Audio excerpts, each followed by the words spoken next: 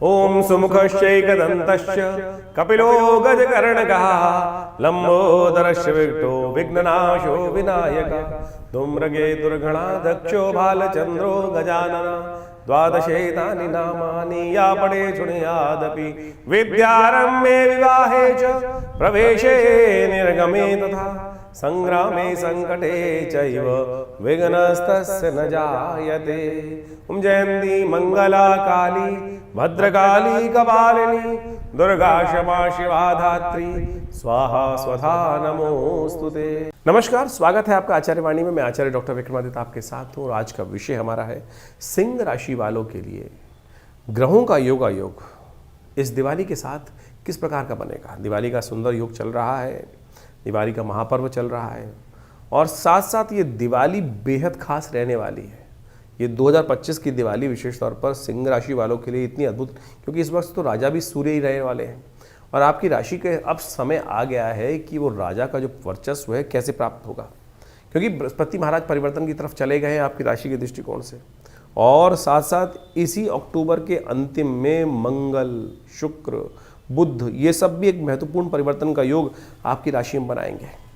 और इन दिनों यदि कुछ खास उपाय सही समय पर सही दृष्टिकोण से आप कर लें तो हमें दिखाई देता है कि आने वाले पूरे वर्ष को आप बहुत बढ़िया तरीके से परिवर्तन की तरफ अच्छे योग के साथ बना सकते हैं।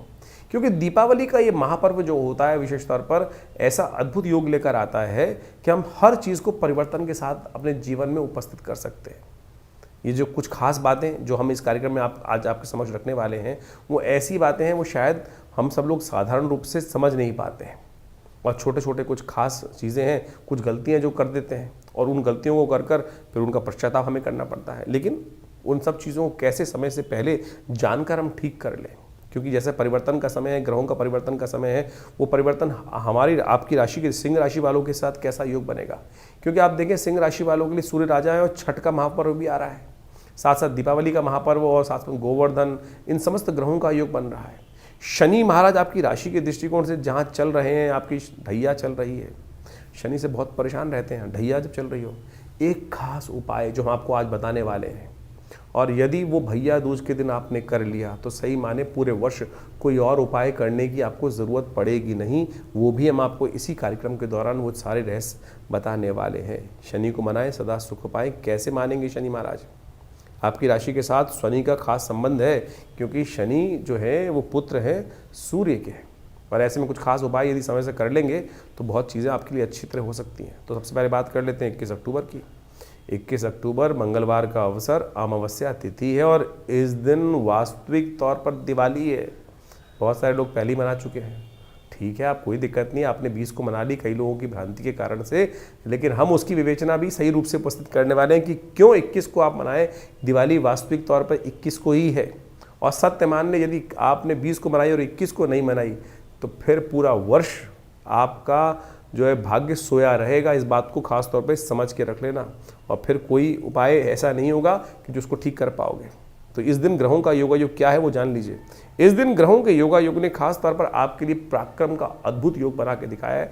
सही दिशा में पराक्रम करने की ज़रूरत है, लेकिन ग्रह साफ साफ दिखा रहे हैं कुछ लोग कुछ व्यवस्थाओं में आपके मति को भ्रम की तरफ, आपके समय को गलत तरफ मोड़ सकते हैं। सही दिशा में चलने की ज़रूरत है और वो ज्ञान सदगुरु दे सकते हैं। उस चीज़ को समझने की आवश्यकता है। आपकी राशि के दृष्टिकोण से ये समझ लेंगे तो बहुत अच्छा रहेगा।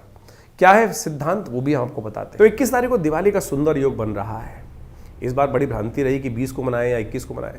शास्त्रोक्त दृष्टिकोण से हमने पूरी तरह से अच्छे से समझाया है कि कैसे 21 का योग बन रहा है। पुनः आपको समझा देते हैं कि यहाँ दिल्ली के पंचांग के अनुसार से या भारत के संपूर्ण पंचांगों के अनुसार से जो योग बन रहा है वो ऐसा है कि बिल्कुल जो अमावस्या की तिथि है वो करीब करीब 5:54 तक है। तो अमावस्या की आयु है। काशी के कुछ पंचांगों ने भयंकर गड़बड़ी करी है, गलती करी है, और इस बात को हमने बिल्कुल प्रत्यक्ष प्रमाण के तौर पर उपस्थित किया है कि उन्होंने जो पंचांग में उन्होंने लिखा है, अपनी गणनाओं के अनुसार से कहा है कि सूर्य अस्त जो उनके पंचांग में जाकर कोई भी देख सकता है। उन्होंने लिखा है कि करीब करीब शाम को जो सूर्यास्त हो रहा है वो 5:40 पे हो रहा है, लेकिन काशी में भी सूर्यास्त जो हो रहा है 5:26 पे हो रहा है। और उसकी वजह से उनकी तिथि की आयु गड़बड़ हुई है और तिथि की आयु गड़बड़ उन्होंने कैलकुलेशन में मिस्टेक करी है और ये प्रमाणित है। उनके पंचांग को जाके देख सकते हैं। उन्होंने सूर्योदय दिखाया है 21 जो अक्टूबर को सुबह 6:20 पर दिखाया है, जबकि काशी में सूर्योदय 6 बजे हो रहे हैं सुबह सूर्योदय। तो इतनी बड़ी भयंकर गलती उन्होंने करी है और उसके कारण से इस समस्त संसार के समक्ष एक ज्योतिष का बड़ा अजीब अपनी गणनाओं के अनुसार से ज्योतिष का नाम खराब किया है।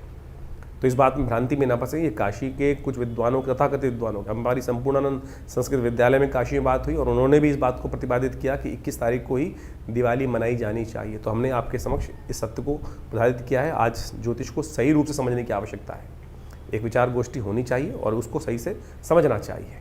तो हमने ये प्रमाणित तौर पे आपके समक्ष रखा है कि 21 तारीख को सूर्यास्त के समय पर प्रदोष व्यापनी अमावस्या पूरे भारत में, आसाम से लेकर पूरे गुजरात तक के पूरे अक्षांश पर उपस्थित है, कोई द्वंद्व नहीं है।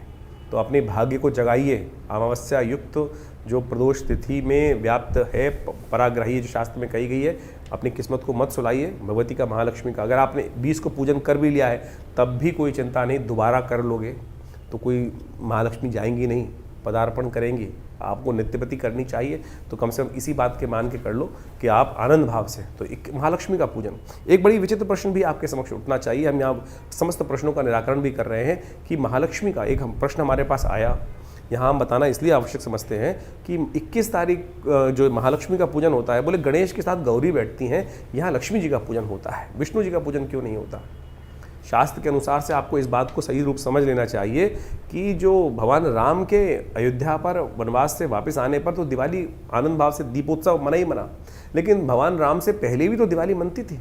क्या दिवाली उससे पहले नहीं मनती? दिवाली का जो संबंध है दीपावली का, वो वास्तविक तौर पर वो है भगवती महालक्ष्मी का प्रादुर्भाव उस दिन हुआ। और जब आदि लक्ष्मी का प्रादुर्भाव हुआ, जो दुर्गा सप्तशती के दूसरे अध्याय में कथा आती है कि समस्त देवताओं ने विचार किया कि अब इस जो राक्षस जिसने त्रिलोकी में राज्य स्थापित कर लिया है महिषासुर ने, उससे कैसे उसको हटाना है। तो कहा जाता है कि जब समस्त देवतागण, भगवान विष्णु, महेश, शिव इत्यादि समस्त देवता गणों के साथ ऋषिगण वहाँ पे विचार कर रहे थे आकाश मंडल में, तो उन सबके शरीर से एक तेज निकला और वो महालक्ष्मी के रूप में, एक स्त्री के रूप में वहाँ जो है परिवर्तित हुआ।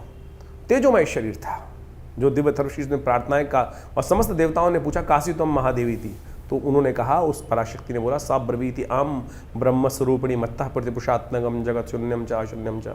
ये दिव्य थर्वशीष की प्रार्थना है। और सब जब उन्होंने अपना पूरा व्याख्यान दिया कि हम कौन है, भगवती ने कहा वेदो हम अवेदो हम विद्याम अविद्याम अजाहम अनजाहम, तब आखिरी में सब समस्त देवता कहते हैं नमो देवी महादेवी शिवाय सत्मा। तो ये भगवती का स्वरूप जो है महालक्ष्मी स्वरूप है, उनका जो है वो प्रकट उस दिन हुआ है, तो प्रादुर्भाव उस दिन हुआ है। इसलिए महालक्ष्मी का पूजन उस दिन गणेश जी के साथ किया जाता है। गणेश जी तो सर्वप्रथम पूज्य हैं भगवान शिव के आशीर्वाद से, तो साथ में निर्विघ्नता पूर्ण करने के लिए और महालक्ष्मी की प्राप्ति के लिए इस दिन उनका स्तवन आनंद भाव से होना चाहिए। तो ये सही रूप से आप समझ लीजिए।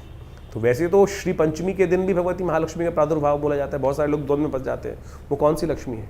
वो लक्ष्मी है कि जो सागर मंथन से उत्पन्न हुई श्री पंचमी के दिन। ये भगवती आदि लक्ष्मी है जो जिनकी प्रार्थना भगवान विष्णु ने, भगवान शिव ने, ब्रह्मा ने स्वयं करी है। तो इस बात को जो आपस में मतभेद दिमाग में है भेद, उनको हटा दीजिए। तो आनंद भाव से भगवती की प्रार्थना करें। सुबह अपने पितरों के निमित्त अवश्य जो तर्पण इत्यादि है वो करना चाहिए। पहले पितृ पूजा, बाद में देव पूजा शास्त्र कहती है। तो 21 तारीख को सुबह अपने पितरों के निमित्त पूजन करें, उनको तर्पण इत्यादि करें, ब्राह्मण भोजन कराएं। शाम के समय जो प्रदोष काल है, जब सूर्यास्त हो रहा है आपके क्षेत्र में, जैसे दिल्ली में सूर्यास्त करीब करीब हो रहा है, वो हो रहा है करीब करीब 5:40 के आसपास, और उसी समय के बाद से लेकर रात्रि में 8 बजे तक। अब ये छोड़ दीजिए, जब एक बार डिसाइड हो गया कि प्रदोष व्यापनी अमावस्या हो गई, तो उसमें ये छोड़ दीजिए कि 5:57 पर खत्म हो जाएगी, तो फिर उसके बाद कोई फायदा नहीं। अरे पूरा मुहूर्त बन गया, जब योग बन गया तो पूरे 24 घंटे का मुहूर्त बन गया। तो शाम के समय प्रदोष काल में जब सूर्यास्त के बाद से लेकर जब भी मुहूर्त आपके लिए व्याप्त हो रहा हो बढ़िया, उसमें आप आनंद भाव से माँ भगवती का, श्री गणेश का, लक्ष्मी जी का और साथ में कुबेर इत्यादि का समस्त पूजन घर में आनंद के साथ बैठ के करें। षोडशोपचार पंचोपचार पूजन अवश्य करने का प्रयास करें, और उससे क्या होगा, भगवती महालक्ष्मी की प्रसन्नता प्राप्त होगी। पूजन के अंत में निशीतकालीन जो पूजा का समय है वो है रात्रि को 11 बजे से लेकर करीब करीब रात के 1:30 बजे तक। तो उस समय में भगवान शंकर के साथ अघोर मंत्र के साथ भगवान की पूजा होनी चाहिए भगवत की। उस दिन श्रीयंत्र को अपने घर स्थापित करना चाहिए दिवाली के पूजन में। साथ साथ शंख के द्वारा भगवान भगवती का सुंदर रूप से पूजन शंख, दक्षिणावर्ती शंख के रूप में भगवती महालक्ष्मी का जो पूजन करते हैं ना, कहा जाता है महालक्ष्मी अद्भुत रूप से उस घर में प्रतिष्ठा कर लेती हैं, रहती हैं। और साथ में पूजन के साथ साथ अवश्य वहाँ एक काम करें कि कमल के पुष्पों का एक शैया बनाकर भगवती को प्रदान करें, या आनंद भाव से पूजन करें, असंख्य दीपक जलाएं, 2 खूल इत्यादि समस्त रूप से भगवान का भगवती का पूजन करेंगे तो आनंद भाव से भगवती की कृपा से आपके कष्ट निवारण करने का योग बनेगा। तो आनंद भाव से भगवती का पूजन करें। ये समय बहुत बढ़िया है, दीपावली का महापर्व है, और ऐसे में समस्त योगों के अनुसार से मन के द्वंद्व को हटाइए। हम पुनः कहेंगे कि अगर आपने 20 तारीख को कर भी ली है तो दोबारा भी करने में कोई निषेध नहीं है। कम से कम इस मुहूर्त को मत जाने दीजिए।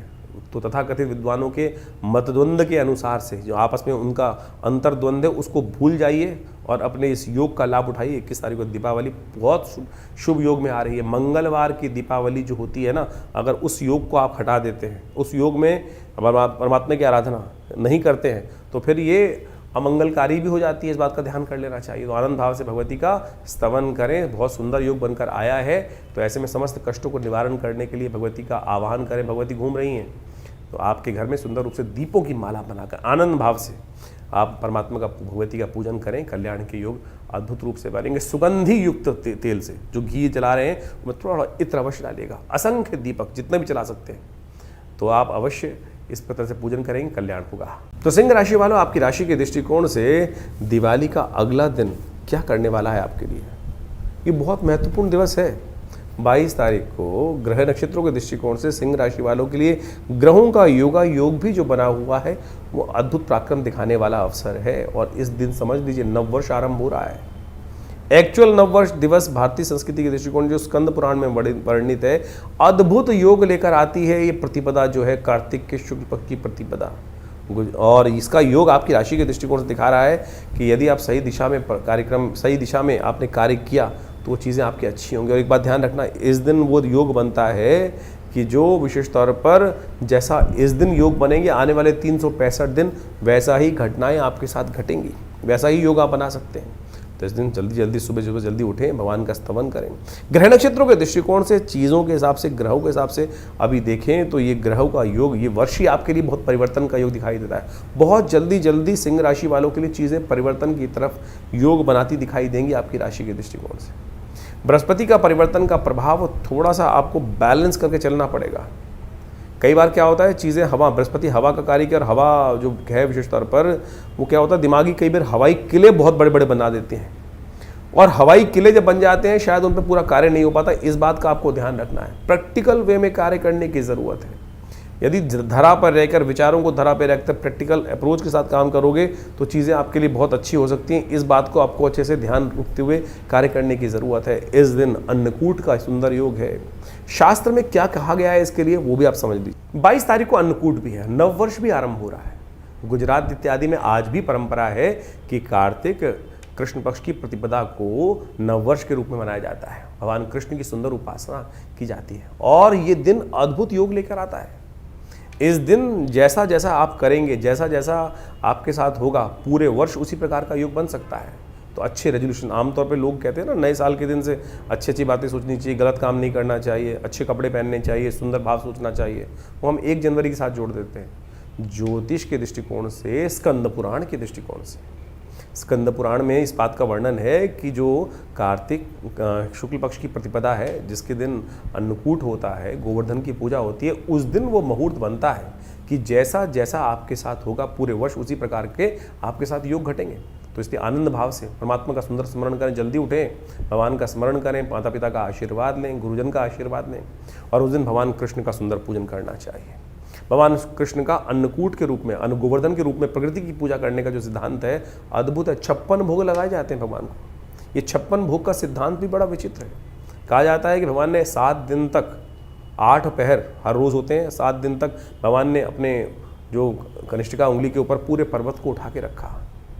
तो इसलिए उनको 56 भोग लगाए जाते हैं। 7 × 8 करेंगे तो 56 आएगा। तो ये 56 भोग जो लगाए जाते हैं आनंद भाव से संपूर्ण समर्पण है भगवान के प्रति, कि भगवान अपने भक्तों की सदा रक्षा करते हैं।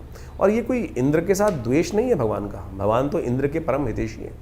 ये तो रूढ़िवादी परंपराओं को हटाने की, प्रकृति के साथ व्यक्ति को जोड़ने की कथा है। अद्भुत रूप से इस बात को हमें समझना चाहिए।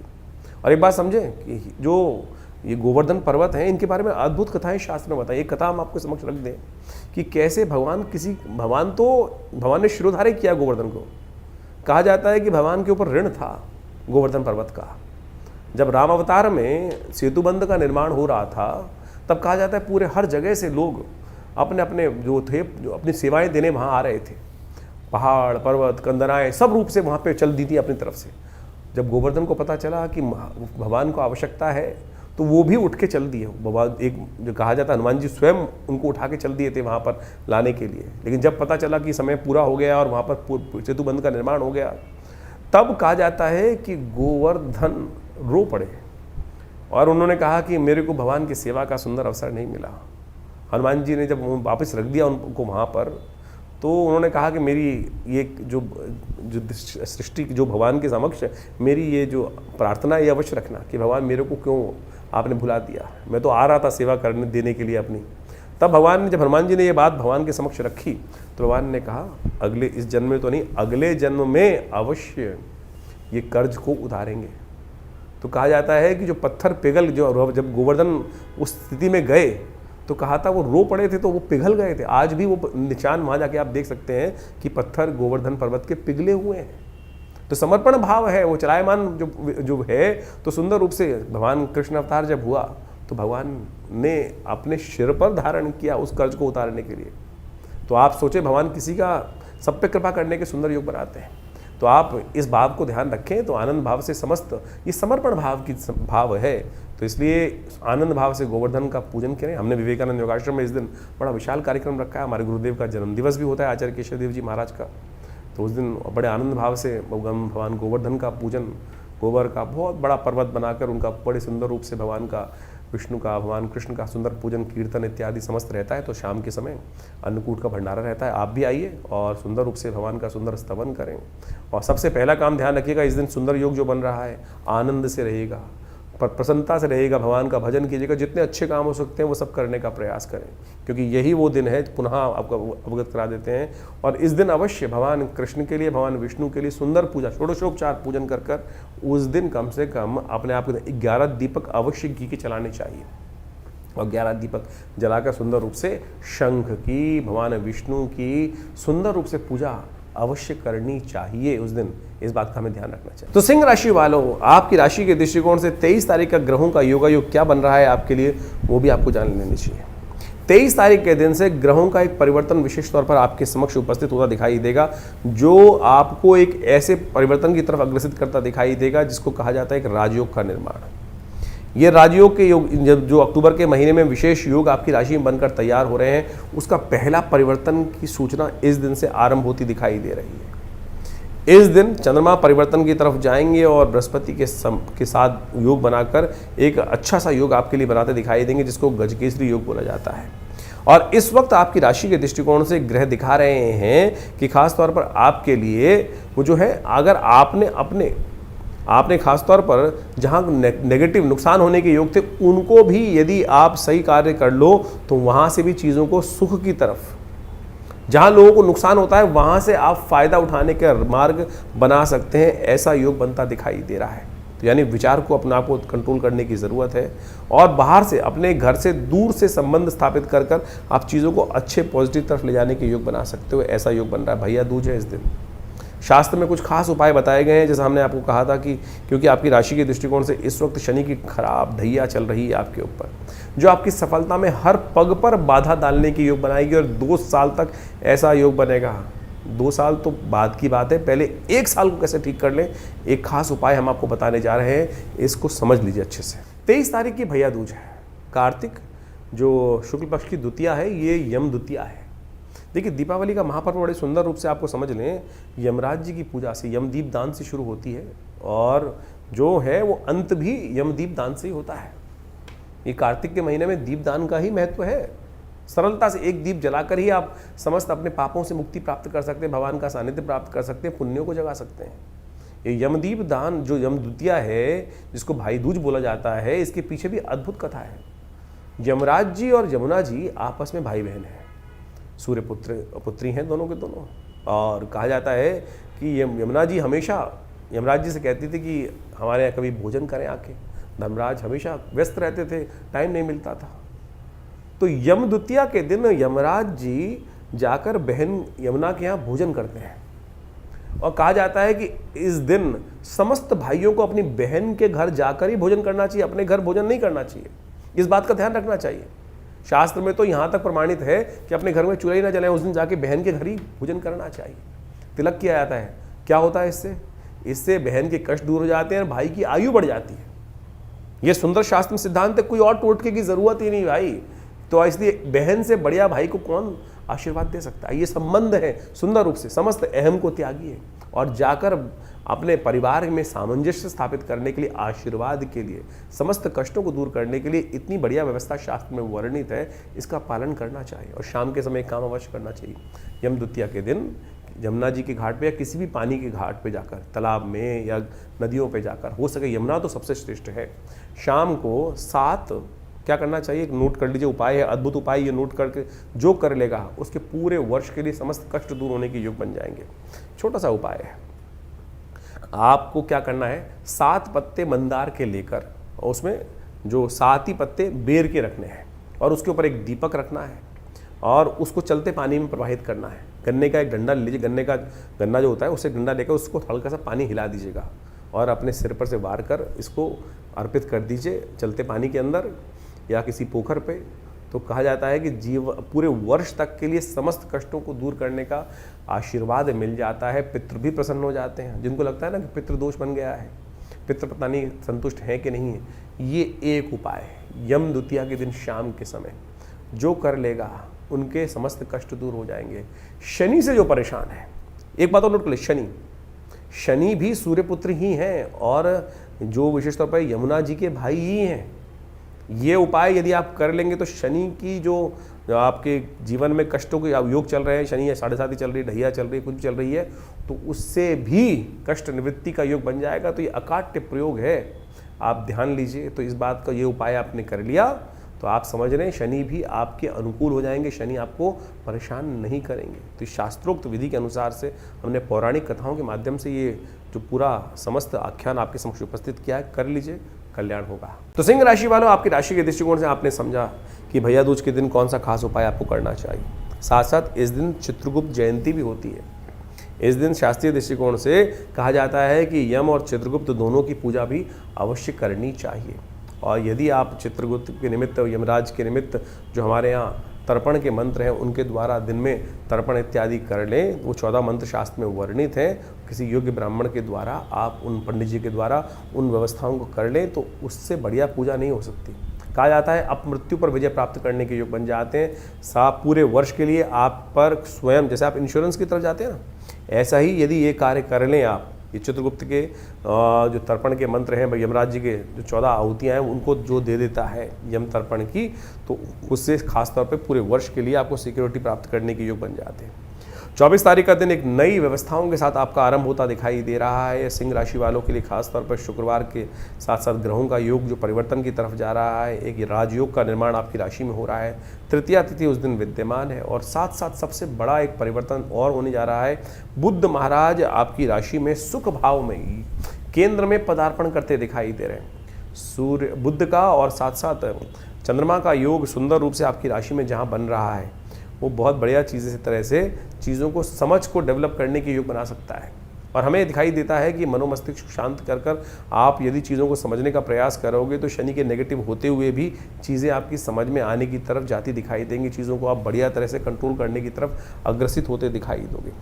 राहु और शनि का योग इस वक्त अच्छा नहीं चल रहा है, तो उनको कम से कम ठीक करने के लिए आपको कुछ ना कुछ अवश्य लगातार प्रयास करना पड़ेगा। लेकिन बाकी ग्रह काफ़ी फेवर में आपके आते दिखाई देंगे। बुध इस दिन चंद्रमा के साथ योग बना रहे हैं और एक बात ध्यान रखना चाहिए, बुध चंद्रमा की युति एक तरह से गज की बृहस्पति से दृष्ट है इसलिए अच्छी है, और लेकिन चंद्रमा और बुध की जो खास तौर पे योग बनता है वो बड़ा एक विचित्र प्रकार का योग बनता है। पिता पुत्र हैं एक दूसरे के, और ये योग आमतौर पे कई बार मानसिक तौर पे मतभेद भी उत्पन्न, वैचारिक मतभेद उत्पन्न करने के योग बना देता है। तो ऐसे में कुछ खास वैचारिक मतभेद न उत्पन्न हो, बृहस्पति के ज्ञान के सदृश में आपको चलने की ज़रूरत है, और ज्ञान के अभाव में फिर आप चीज़ें खराब कर सकते हैं। ऐसे में गाय के गौशाला में जाकर हो सके तो पालक इत्यादि का कुछ दिन लगातार दान करने का आप प्रयास करना चाहिए। फिर आपके लिए बुध का पॉजिटिव करने में बहुत अद्भुत रूप से लाभ प्राप्त होने के योग बनेंगे। 25 तारीख शनिवार का अवसर और ऐसे में चतुर्थी तिथि इस दिन विद्यमान है। भद्रा का योग भी इस दिन बन रहा है, जो करीब करीब 2:30 बजे से आरंभ होगा। तो नए कार्यों में यदि हाथ डालना हो तो 2:30 बजे से पहले कार्य करके रख सकते हैं, वो मुहूर्त ठीक रहेगा। लेकिन 2:30 बजे के बाद चीज़ें थोड़े से विघ्न को उपस्थित करने वाले योग बना सकती हैं। ग्रह नक्षत्रों के दृष्टिकोण से चीज़ें आपके लिए जो हैं वो करीब करीब 70-75% फेवर में दिखाई दे रही हैं। चीज़ें आपके अनुकूल रह सकती हैं। लेकिन फिर भी शनि महाराज इन दिनों जहां आपकी राशि में चल रहे हैं और उनको आपको ठीक करने का लगातार प्रयास करना चाहिए। देव योग से शनिवार का ही योग पड़ रहा है इस दिन, तो कोशिश ये करें शनि के निमित्त शनि स्तोत्र का पाठ करने, हो सके तो किसी पीपल के पेड़ के पास जाकर एक दिया अवश्य प्रज्वलित कर लें या काले तिल का दान कर लें, किसी यज्ञ इत्यादि कर लें तो बहुत अच्छा रहेगा आपकी राशि के दृष्टिकोण से। 26 तारीख का दिन शनिवार का अवसर है, पंचमी तिथि इस दिन विद्यमान है और सौभाग्य के योग आपकी राशि में बनते दिखाई दे रहे हैं। विजय के योग आपकी राशि में बनते दिखाई दे रहे हैं। इस दिन जैसे भी पदार्पण होगा कम से कम आपकी राशि के दृष्टिकोण से ऐसा बन रहा है कि आपको विजय के योग बनते दिखाई दे रहे हैं। लाख दुश्मन आपका बुरा चाहे लेकिन बुरा कोई कर नहीं पाएगा, ऐसे योग आपकी राशि में बनते दिखाई दे रहे हैं। इस दिन सौभाग्य पंचमी है, ज्ञान पंचमी है। बृहस्पति जो है वो विशेष तौर पर आपकी राशि के दृष्टिकोण से करीब करीब 50% अच्छे 50% खराब स्थिति में है आपके लिए। यदि प्रैक्टिकल काम करोगे तो अच्छा रहेगा, यदि हवा में काम करोगे तो फिर वो केवल हवाई के लिए बनते रहेंगे। इस बात का आपको ध्यान रखने की ज़रूरत है। तो इस दिन हो सके तो विशेष तौर पर पीली चीज़ों का दान करना चाहिए, ज्ञानी जन का सहारा लेना चाहिए, ज्ञानी जन के सानिध्य में रहकर उनका आशीर्वाद। सौभाग्य पंचमी ज्ञान पंचमी इसलिए कहा जाता है। तो सौभाग्यशाली विशेष बनना चाहते हैं तो संत महात्माओं का आशीर्वाद लेते हुए कार्य कर लें और उनके सानिध्य में रहें, उनकी सेवा करें तो अच्छा रहेगा। 27 तारीख का ग्रह योग विशेष तौर पर जो योग दिखा रहा है वो भी जान लीजिए। सिंह राशि वालों के लिए इस दिन जो ग्रहों का योग है वो विशेष तौर पर बहुत परिवर्तन की तरफ जाता दिखाई दे रहा है। मंगल इस दिन अपने घर में प्रवेश करते दिखाई दे रहे हैं, सुखों का पदार्पण करते दिखाई दे रहे हैं। लेकिन ध्यान रखना इस दिन लोगों से अननेसेसरी आने वाले कुछ समय में जो योग बन रहा है वो तो बहुत अच्छा, एक तरह से राजयोग का निर्माण हो रहा है। इन दिनों देखिए बृहस्पति महाराज उच्च के हो गए और साथ साथ बुध और मंगल का योग बड़े सुंदर तरीके से स्वग्रही होकर बनकर तैयार हो गया आपकी राशि के दृष्टिकोण से। ये करीब करीब चीज़ों को कई मामलों में आपके लिए बहुत अच्छा योग बनाता दिखाई दे रहा है। लेकिन यदि आपकी राशि के दृष्टिकोण से देखें तो सूर्य प्रधान राशि है। ऐसे में कई बार क्या होता है, अहंकार बहुत ज़्यादा हो जाता है। केवल ऐसे विचार दे सकता है ये ग्रह परिवर्तन करने के बाद कि मैं ही ठीक हूँ, मेरे अलावा किसी को काम करना आता नहीं है। ऐसा भाव जो है वो व्यक्ति की प्रोग्रेस रोक देता है। देखिए बड़ी मुश्किल से आपके शनि मंगल का टकराव बदला है और लेकिन ऐसा मनोभाव यदि जाग गया तो फिर क्या होता है, चीज़ों को सफलता की तरफ नहीं जाएगा। राजयोग बनकर हो रहा है, निर्माण हो रहा है आपकी राशि में। सुख पंच महापुरुष योग जैसे आमतौर पर कुंडली बनता है, गोचर में भी वैसा योग बनकर तैयार हो गया है। तो इसका लाभ लेने के लिए थोड़ी सरलता चाहिए। अगर सरलता नहीं होगी, मैं ज़्यादा होती रहेगी। आप दुनिया को शिक्षा देने का प्रयास करेंगे, इस समय में ग्रह योग ऐसा बन रहे हैं, लेकिन खुद उन्हीं शिक्षाओं पे पूरी तरह से अमल नहीं करेंगे और फिर आपको बाद में सोचने को मजबूर होना पड़ सकता है कि यही चीज़ मैं कर लेता जो दुनिया को बताता हूँ। तो इसलिए आप स्वयं विचार आपकी बुद्धि में बिल्कुल ठीक आएगा। क्यों? क्योंकि मंगल पर पूर्ण तौर से बृहस्पति की दृष्टि पड़ रही है और मंगल पूर्ण ताकत में है। लेकिन शायद जो बृहस्पति की स्थिति है वो ऐसी है कि हवाई किले ज़्यादा रहेंगे, बकबकिया ज़्यादा रहेगी, काम कम होगा, ऐसे योग बन रहे हैं। देखिए ग्रह करीब करीब हमने कहा बहुत सुंदर स्थिति में है। प्रैक्टिकल चीज़ें आपके बस में जो है उनको करने की तरफ प्रयास कीजिए। जब तक मंगल यहाँ पे पूरे नवंबर में आपके साथ ये वारे न्यारे करने के योग बना सकता है, इसलिए हवा की बातें छोड़ें और ख़ासतौर पे जो चीज़ें हैं उनको प्रैक्टिकल रूप में करने का आपको प्रयास करना चाहिए। इस दिन सूर्य षष्ठी है, छठ का महापर्व है। भगवान सूर्य की सुंदर आराधना करें, आपके स्वामी हैं, राजा हैं इस वर्ष के, तो ऐसे में उनका आशीर्वाद लीजिए और कीर्ति बढ़ने के योग आपकी राशि में बनते दिखाई देंगे। 28 तारीख का दिन ग्रहों नक्षत्रों के दृष्टिकोण से अच्छा योग बनाएगा। आपकी राशि के दृष्टिकोण से ग्रह परिवर्तन की तरफ जाते दिखाई दे रहे हैं। तो ऐसे में इस परिवर्तन का आपको लाभ मिले, मंगल का पूरा पॉजिटिव प्रभाव आपके जीवन में आने के योग बन चुके हैं। हनुमान जी की सुंदर आराधना अवश्य कीजिएगा, हनुमान जी का पाठ कीजिए, हनुमान जी का चोला चढ़ाइए और कोशिश ये करें जब तक मंगल यहाँ पे चल रहा है हर मंगलवार को तो अवश्य हनुमान जी की सानिध्य में जाने का प्रयास करें। पीपल के पत्तों की माला बनाकर एक लाल दीपक हनुमान जी के मंदिर में अवश्य जला दिया कीजिए, माला उनको अर्पण कर दिया कीजिए, चूरमे का भोग लगा दिया कीजिए। और हनुमान जी की कृपा से ये आने वाले नवंबर में ग्रहों का प्रभाव आपके लिए कुछ ना कुछ नए दोस्तों के साथ दोस्ती करने के योग बना सकता है। बड़े लोग जो हैं, ऊंचे बड़े पॉजिटिव विचार वाले लोग हैं, वो आपके लिए खास तौर पर दोस्ती में आउट ऑफ द वे जाके हेल्प करने के योग बना सकते हैं। लेकिन साथ साथ इस बात का भी ध्यान रखना है कि आपके लिए कुछ ना कुछ ऐसी स्थिति बन सकती है कि कुछ लोग जो नैरो माइंडेड हैं वो आपके लिए थोड़ी सी गलत स्थिति बना दें। तो लेकिन आज का दिन तो आपके लिए पॉजिटिव है, नेगेटिव नहीं है, इस बात का ध्यान रखें। लेकिन आज जो जरूरी काम है आज ही पूर्ण करने का प्रयास करें। कल विचित्र ग्रहों का परिवर्तन का योग बनता दिखाई दे रहा है 28 तारीख को। 28 तारीख का ग्रह योग क्या कह रहा है वो भी जान लीजिए सिंह राशि वालों के लिए। उस दिन 29 तारीख का ग्रह योग क्या कह रहा है वो भी जान लीजिए। 29 तारीख के दिन ग्रहों का योग विशेष तौर पर बुधवार के दिन सप्तमी तिथि विराजमान होकर आपकी राशि के दृष्टिकोण से थोड़ा सा अच्छा और थोड़ा खराब, ध्यान रखिएगा यहाँ जी हाँ, थोड़ा अच्छा थोड़ा खराब योग बनता दिखाई दे रहा है। स्वास्थ्य के मामले में और थोड़ा खर्चों के मामले में दिन बढ़ सकता है, लेकिन आमदनी के हिसाब से भी चीज़ें फेवर में जाती दिखाई दे रही है। यदि स्वास्थ्य और जो बेकार का खर्चा है वो आपने कंट्रोल कर लिया तो फिर आपका पूरा दिन पॉजिटिव जाने के योग बन सकते हैं। इस दिन भद्रा है, नए कार्यों में हाथ डालने से थोड़ा बचना चाहिए। सुबह 9:30 बजे से भद्रा शुरू होगी दिल्ली के पंचांग के अनुसार से और रात्रि तक रहने वाली है, तो इसमें थोड़ा सा बैलेंस होकर चलने की ज़रूरत पड़ेगी आपके लिए। हो सके तो विशेष तौर पर इस दिन बृहस्पतिवार का अवसर है, आपको खास तौर पर जो ग्रहों का योग बन रहा है, बुधवार का जो सुंदर योग बन रहा है, इस दिन गणेश जी की सुंदर आराधना करनी चाहिए। जो 29 तारीख को बुधवार का योग बन रहा है सप्तमी तिथि के साथ, गणेश जी की सुंदर आराधना करें। गणेश जी समस्त विघ्न दूर करेंगे। गणेश जी को पीले पुष्प अर्पित करें, मोदक अर्पित करें, कल्याण होगा। 30 तारीख बृहस्पतिवार का अवसर, अष्टमी तिथि, गोपाष्टमी का योग लेकर आई है ये तिथि। और ग्रह नक्षत्रों के दृष्टिकोण से गज केसरी योग आपकी राशि में बना हुआ है, लेकिन बना हुआ है 6ठे भाव में। बृहस्पति महाराज 12वें भाव में बैठे हुए हैं, जो कुछ ना कुछ अननेसेसरी के जुर्माने भी करा सकते हैं। आपकी बुद्धि ही कई बार ऐसी स्थिति में बन सकती है कि जो सत्य आपके सामने आएगा, कान के कच्चे मत बनिएगा, ये ध्यान रखिएगा। इस समय जो आपकी तारीफ करे वो बस समझ लीजिएगा आपको कहीं ना कहीं नुकसान देने को तैयार बैठा है। इस बात को यदि आपने समझ लिया तो बहुत बढ़िया से आपके लिए कल्याण के योग बन जाएंगे, और नहीं समझे तो चीज़ें आपके नुकसान में जा सकती हैं। इस बात का ध्यान रखते हुए कार्य करने की ज़रूरत है। गोपाष्टमी है, हो सके तो गाय के विशेष तौर पर जाकर थोड़ा सा गुड़ इत्यादि गाय का पूजन करें। गाय का अवश्य सुबह सुबह पूजन कर आशीर्वाद लें तो आपके लिए कल्याणकारी योग बनेंगे। 31 तारीख शुक्रवार का अवसर, नौमी तिथि विद्यमान है इस दिन, और ये नौमी बेहद खास है। आंवला नौमी कहा जाता है, ये आरोग्यता को देने वाली नौमी है।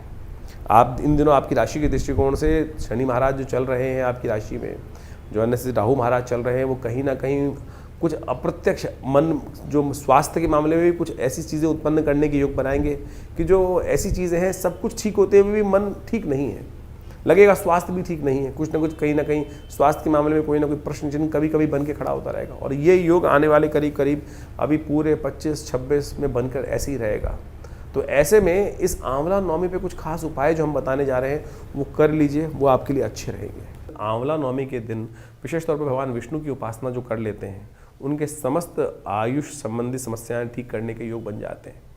शास्त्र के दृष्टिकोण से कहा जाता है कि इस दिन से आंवला पूजन करने के बाद एक आंवला रोज यदि पूरी सर्दी आप खा लें तो आपकी स्वास्थ्य संबंधी समस्या, जो ग्रह इस वक्त शनि को देख लें चाहे आप बृहस्पति को देख लें, वो कहीं ना कहीं स्वास्थ्य के मामले में थोड़ा नेगेटिव चल रहे हैं, तो उनको ठीक करने के लिए ये सुंदर योग है, तो इसको अपनाइए, कल्याण होगा। तो ये जो ग्रहों का योग आपने समझा, नित्यपति जो ग्रहों का परिवर्तन आपके समक्ष उपस्थित होता है, और इस अक्टूबर के महीने में तो बहुत सारे महत्वपूर्ण ग्रह परिवर्तन की तरफ जा रहे हैं, ये सब आपको समझ में आना चाहिए।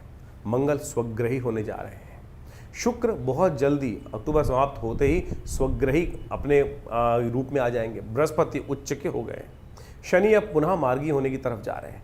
तो ये ग्रहों का जो विशेष परिवर्तन है कुछ नया, यानी दीपावली के बाद से ऐसे जैसे ग्रहों का परिवर्तन होने के योग बने हैं, वो महत्वपूर्ण परिवर्तन आपके जीवन में लाने के योग बनाएंगे।